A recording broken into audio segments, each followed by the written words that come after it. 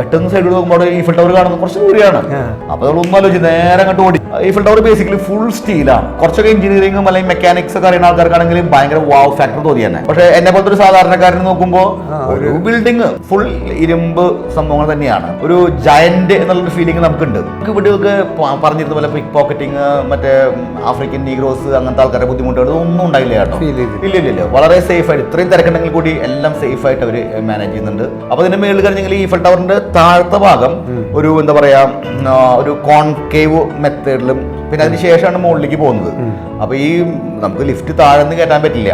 അപ്പൊ നമുക്ക് താഴ്ന്ന് കയറുന്നുണ്ടെങ്കിൽ ഈ കോൺകേവ് പോലെ തന്നെ ബേസ് ഭാഗമല്ലേ, 4 കാലിന്റെ ഭാഗമല്ലേ, അതൊരു ഇങ്ങനെ വളഞ്ഞിട്ടൊരു ഭാഗമാണ്. അതിലേക്ക് അവരൊരു മീറ്റർ ഗേജ് ട്രെയിൻ ഇല്ലേ, അതുപോലത്തെ ഒരു സാധനം ലിഫ്റ്റ് വെച്ചിട്ടുള്ളത്. അപ്പോൾ അത് നമുക്ക് നമ്മുടെ നാട് ഊട്ടിയിലൊക്കെ മീറ്റർ ഗേജ് കണ്ടിട്ടുള്ള കാരണം ഒരു ചെറിയ പേടി തോന്നും, ഇത് മുകളിലേക്ക് വലിച്ചെത്തില്ലേ.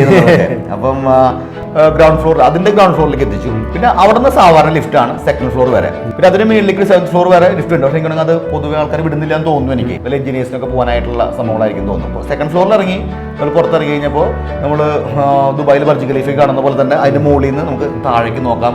വിശാലമായിട്ടുള്ള പാരീസ് നഗരം കാണാൻ പറ്റും. പാരീസിലെ ഏറ്റവും വലിയ ബിൽഡിംഗ് ഈഫൽ ടവർ ആയിരിക്കണം എന്നൊരു നിയമമുണ്ട്. അതുകൊണ്ട് തന്നെ ഈഫൽ ടവറിനെക്കാട്ട് ഹൈറ്റിലെ ബിൽഡിങ്ങുകളൊന്നും പാരീസിലില്ല. ഇതിന്റെ മുകളിൽ നിൽക്കുമ്പോൾ നമുക്ക് മൊത്തം പാരീസ് കാണാനുള്ള ഒരു അഡ്വാൻറ്റേജ്.